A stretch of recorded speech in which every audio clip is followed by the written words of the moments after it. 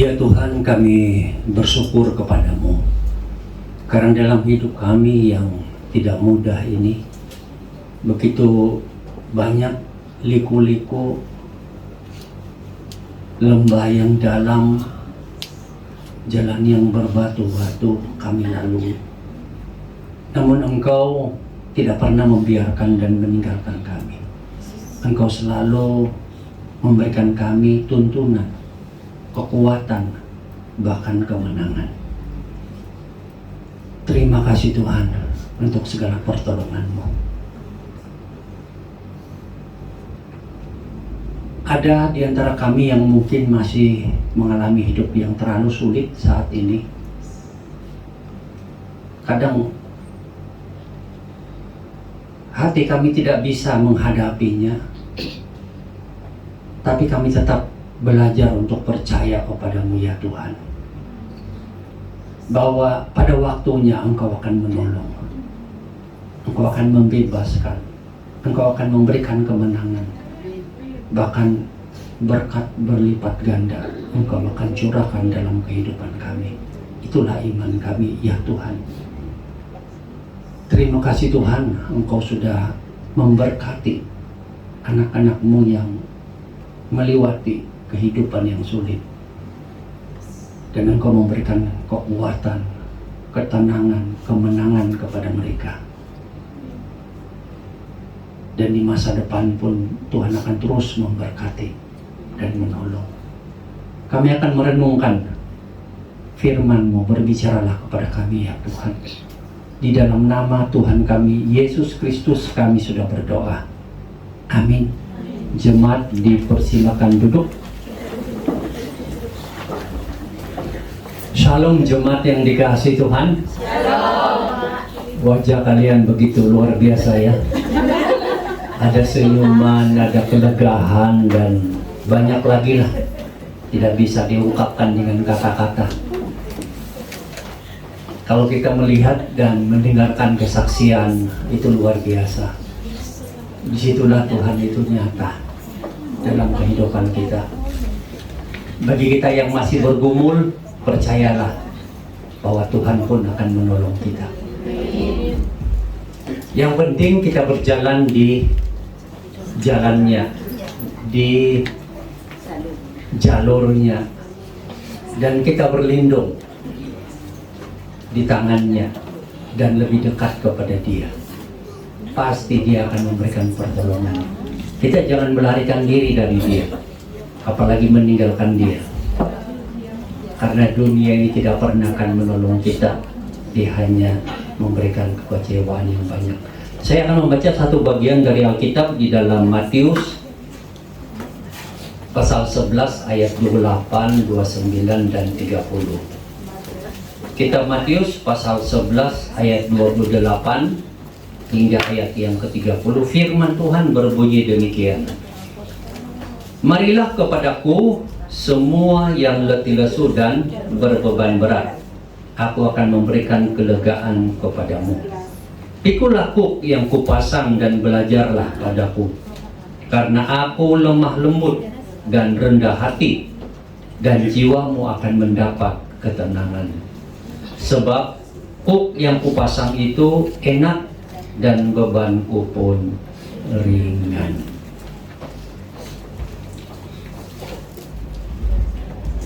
Ketika Tuhan Yesus berbicara, banyak orang yang datang kepada Dia pada waktu itu. Pertama, orang-orang Farisi atau ahli-ahli Taurat atau orang beragama, dan orang-orang sederhana yang juga belajar untuk beragama dengan lebih baik. Tapi ternyata dalam kehidupan mereka itu ada banyak yang membuat mereka itu sangat letih dan lesu dan berbeban berat. Ada banyak. Pertama-tama adalah merasa bahwa beragama itu adalah beban yang berat. Sebagai orang Yahudi yang banyak pada waktu itu ratusan aturan-aturan hukum Taurat yang diberikan kepada mereka, baik bagi pengajar agama maupun orang-orang yang biasa mengikut agama Yahudi. Dan inilah yang menjadikan hidup mereka itu letih dan lesu dan berbeban berat. Jadi yang menjadi beban berat mereka itu adalah mengikuti agama atau aturan atau tuntutan beragama. Jadi pikiran mereka dan hati mereka sebenarnya adalah mereka lebih melihat agama, lebih melihat tata cara dalam agama, aturan dalam agama sebagai suatu kewajiban untuk dilakukan, dan itulah yang membuat hidup mereka itu berat. Dan di sini Yesus memperkenalkan bahwa sesungguhnya kamu jangan memperhatikan agama, tata cara, atau aturan beragama, tapi perhatikanlah aku. Makanya Yesus berkata, marilah kepadaku, kamu yang letih lesu dan berbeban berat. Fokus di sini apa? Bukan agama, bukan tata cara agama, bukan aturan agama, tapi fokusnya adalah kepada diri Yesus Kristus. Karena kita tahu Yesus itu adalah Tuhan yang sejak dan sehakikat dengan Allah.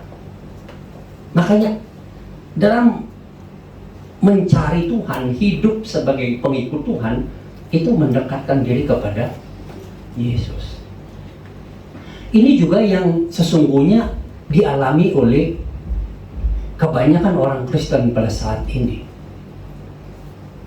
Beragama Kristen itu menjadikan hidup hati letih dan lesu dan berbeban berat. Jadi menjalani keagamaan yang namanya Kristen itu adalah beban.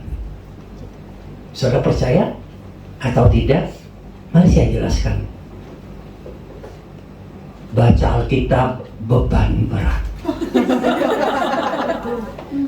Berdoa beban berat.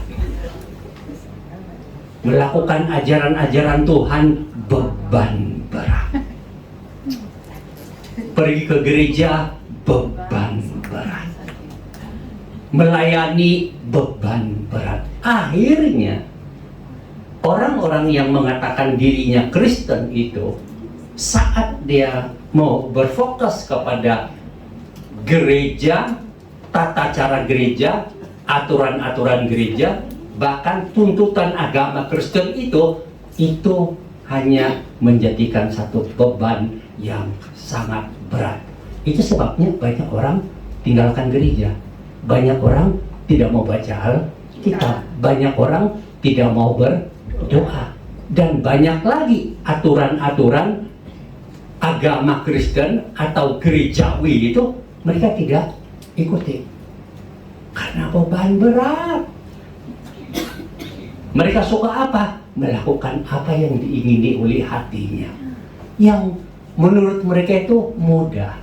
Malas baca Alkitab enak, malas berdoa enak, tidak mementingkan hal-hal rohani enak. Itu bukan beban menurut mereka. Tapi mereka juga harus sadar bahwa mereka sudah memilih untuk percaya kepada Tuhan di dalam Yesus. Mereka sudah memilih percaya kepada Allah di dalam Yesus. Makanya mereka perlu menjalani kehidupan rohani yang baik. Nah, tips yang firman Tuhan katakan adalah berfokuslah kepada Yesus yang lebih dulu. Berfokuslah kepada Yesus yang lebih dulu. Marilah kepadaku semua yang letih lesu dan berbeban berat. Aku akan memberikan apa? Aku akan memberikan apa? Kelegaan kepadamu. Pendeta tidak bisa memberikan kelegaan. Gereja tidak bisa memberikan kelegaan. aturan-aturan gereja tidak bisa memberikan kelegaan. Tuntutan-tuntutan agama tidak dapat memberikan kelegaan. Yang dapat memberikan kelegaan adalah Yesus. Makanya kalau saudara bergereja, lihat Yesus, cari Yesus, percaya kepada Yesus, beriman kepada Yesus. Karena dia bilang, marilah kepadaku semua yang letih lesu, berbeban berat, dan aku akan memberikan kelegaan kepadamu. Jadi saudara yang sudah penat-penat bergereja, penat-penat mengikuti agama Kristen, penat-penat apapun agamamu, engkau sudah penat melakukannya, datang kepada Yesus. Kalau selama ini engkau merasa berat, malah bertambah beban berat dalam hidupmu karena mengikuti agamamu, mentaati agamamu, engkau tidak akan dan belum mendapatkan kelegaan darinya. Percaya kepada Yesus, karena dia adalah Allah yang juga dapat memberikan kelegaan kepadamu. Jadi yang memberikan kelegaan kepada kita itu di dalam agama Kristen adalah Yesus. Makanya gereja itu harus membawa jemaat bertemu dengan Yesus. Saudara sebagai pemimpin-pemimpin di dalam gereja membawa orang lain bertemu dengan Yesus, membimbing mereka kepada Yesus. Jadi seluruh pikiran kita dan gereja dan hamba Tuhan hanya membawa saudara itu bertemu dengan Yesus, mengenal Yesus, percaya kepada Yesus, menjadikan dia juru selamat dan Tuhanmu, karena hanya dia yang dapat memberikan kelegaan. Bukan membawa ke gereja dan mengenal gereja dengan baik, mentaati aturan-aturan gereja dengan baik, itu tidak bisa memberikan kelegaan, hanya beban berat. Tidak ada kelegaan sama sekali. Tapi bawa mereka bertemu dengan Yesus di gereja. Setelah bertemu dengan Yesus, fokus dengan Yesus, baru dapat menjalankan semua tuntutan agama, ajaran agama dengan lega. Yang kedua, orang-orang ini adalah orang-orang yang berdosa. Dosa yang membuat mereka itu juga letih dan lesu, berbeban berat. Hidup kita di dunia ini, kalau kita tidak bertemu dengan Yesus, kita hanya bertemu dengan yang namanya dosa. Apapun bentuknya dosa, itu tidak pernah memberikan kelegaan. Saudara sudah pernah berjuang bersama dengan dosa, menjadi teman setia. Berapa lama? Lama sekali. Beban saudara lebih ringan enggak? Enggak. Hidup saudara makin hancur. Hidup saudara makin berantakan. Keluarga saudara makin berantakan. Apapun akan berantakan. Dosa hanya membawa kehancuran, bukan kelegaan.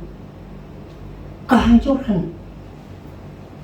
Jadi bagi sesiapa yang masih mempertahankan dosa di dalam kehidupannya, apapun bentuknya, mungkin pikiran, mungkin sikap, mungkin cita-cita, mungkin harapan, mungkin masa depan yang dia rancang dan pikirkan, tetapi masih di dalam kategori dosa, ingat,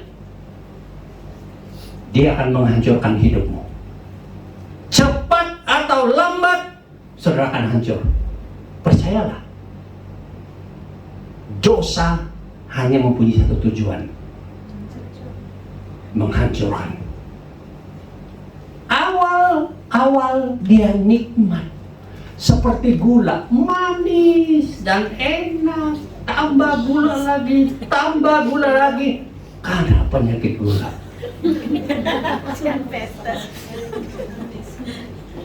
Begitulah dosa.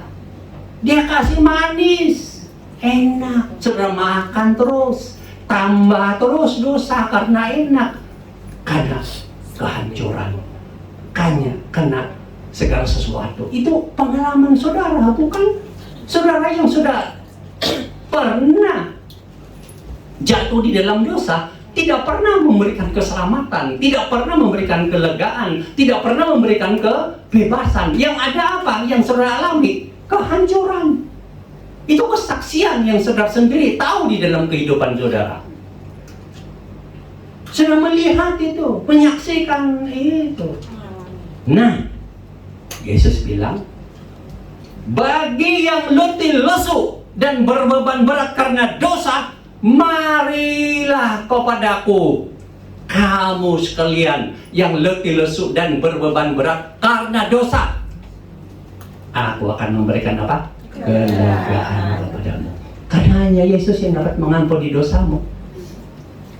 Berapapun banyak dosamu, betapapun jijiknya dosamu, engkau sendiri merasa melihat dirimu itu begitu jijik.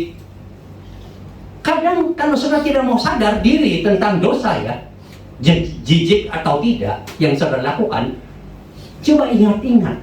Saat saudara melihat orang lain buat dosa, bagaimana pikiran saudara? Kata-kata saudara, oh nyumpah-nyumpah, ngutuk-ngutuk. Bukan? Saudara tidak suka sekali melihat orang lain yang hidupnya di dalam dosa. Apalagi kalau ada kaitan dosanya dalam kerugian saudara. Oh, saudara sudah ini bagaimana gitulah menghadapinya. Sebenarnya saat kita melihat dosa orang lain dan kejahatan orang lain, begitu kita benci, begitu kita ada satu sikap dan sebagainya yang mengutuk, menghakimi, kita jangan lupa lihat dirimu baik-baik. Engkau pun sama dengan mereka. Engkau mengutuk orang yang lain, engkau pun sama dengan mereka. So, jangan lupa mengutuk diri sendiri. Engkau menghakimi orang lain dengan tajam, baik pikiran, kata-kata, mata, telinga, media sosial. Hakimi dirimu sendiri. Engkau sama saja dengan orang lain. Tidak ada yang lebih baik dari orang lain. Mungkin engkau jauh lebih buruk barangkali dengan dia. Artinya apa? Setiap orang ada kelemahan dan dosa-dosanya. Itulah. Jadi dosa itu ada di dalam kehidupan kita. Apapun bentuknya. Dan ini yang membuat jiwa kita letih. Ini yang membuat jiwa kita lesu.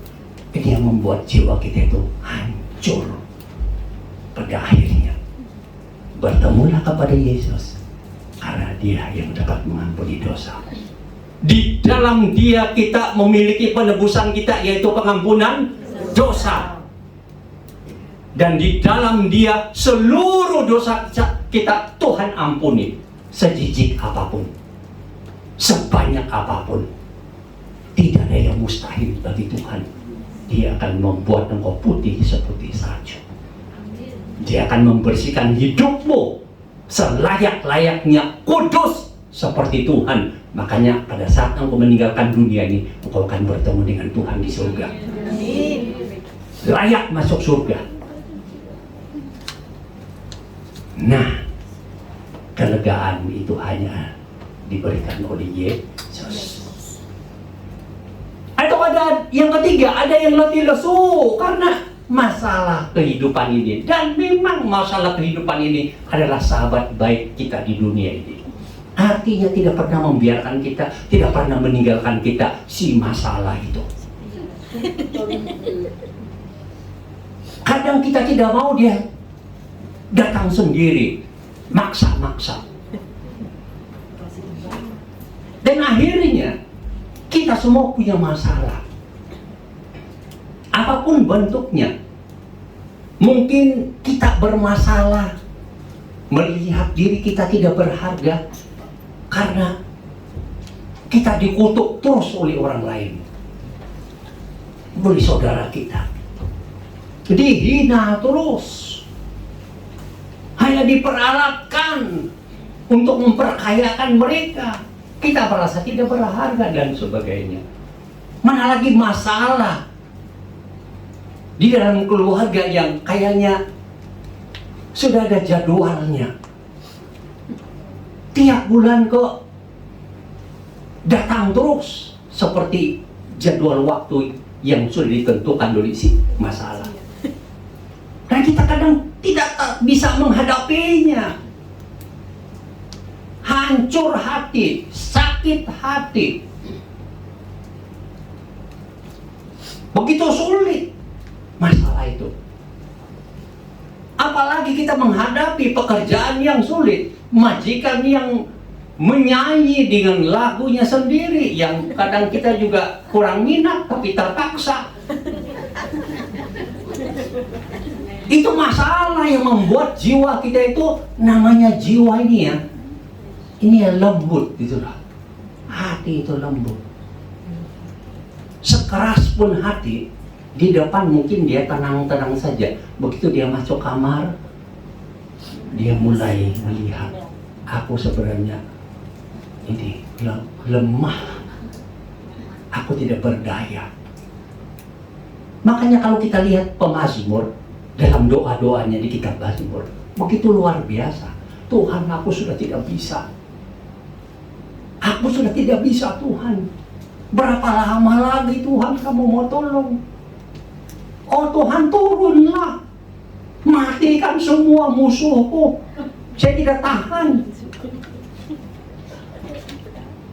Itu menggambarkan hati yang begitu lembut terhadap masalah yang dihadapi. Jadi apapun bentuk masalah yang ada dalam dirimu, besar atau kecil, itulah yang membuat engkau apa? Letih dalam kehidupan ini, lesu dalam kehidupan ini.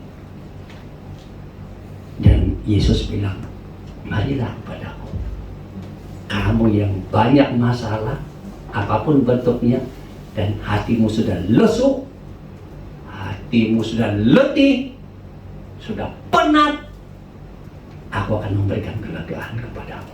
Amin. Makanya ada di antara saudara tadi dalam kesaksian luar biasa ya. Begitu hancur hatinya dan sebagainya, tapi begitu berdoa kepada Tuhan, Tuhan memberikan kekuatan. Walaupun masalahnya belum beres, tapi ada kekuatan. Itu kan menurut kita aneh, ya enggak? Loh, orang ini kok bisa senyum ya? Bisa tenang ya, tapi masalah masih banyak itu. Nah, itu namanya apa? Kalau kita melihat Yesus dan berserah kepada Dia, Dia akan melimpahkan kuasa dan kemampuan kepada kita untuk menghadapi masalah itu. Saatnya nanti masalah itu akan dibereskan satu persatu. Percayalah. Bunga juga mekar pada waktunya, betul? Buah juga matang pada waktunya. Matahari terbit pada ada waktu yang indah yang Tuhan sediakan bagi kita untuk menyelesaikan masalah kita. Pertama-tama kita dekat kepada Yesus, Dia memberikan kelegaan kepada kita. Kekuatan maksudnya itu. Nah, inilah panggilan Yesus. Jadi saudara yang sudah menangis kelamaan, datang kepada Yesus. Saudara yang sudah bersedih kelamaan, datang kepada Yesus. Saudara berdoa, dekat kepada Yesus. Saudara beribadah, dekat kepada Yesus. Yesus memberikan kekuatan dan kelegaan. Satu saat saudara akan terkejut. Mujizat yang Dia berikan. Dan saudara akan pikir-pikir, loh kok bisa ya? Kok bisa ya? Ya memang Yesus sudah berjanji. Hanya datanglah kepada Yesus. Dan kalau kita ikut lihat berikutnya, kada saudara mengenal Yesus, dekat kepada Yesus, ikutilah aturan-aturannya. Pikulah kuk yang kupasang, karena kuk yang kupasang itu enak rasanya. Artinya itu, ikutlah Yesus, ikutlah aturan mainnya Yesus di dalam kehidupanmu. Jangan ikut tuntutan agama, jangan ikut tuntutan dosa, jangan ikut tuntutan masalah-masalahmu. Ikut dan dekat kepada Yesus dan ikuti aturan mainnya Yesus. Begitu. Dia tidak pernah membiarkan saudara. Dia tidak pernah meninggalkan saudara. Jadi dalam kehidupan kita, pesan yang Tuhan mau sampaikan kepada kita adalah dekat kepada Yesus. Percaya Dia, terima Dia menjadi juru selamatmu. Bagi saudara yang belum, dekatkan diri kepada Dia, berserah, dan nantikan pertolongannya. Itu adalah kelegaan bagi jiwa kita. Percayalah.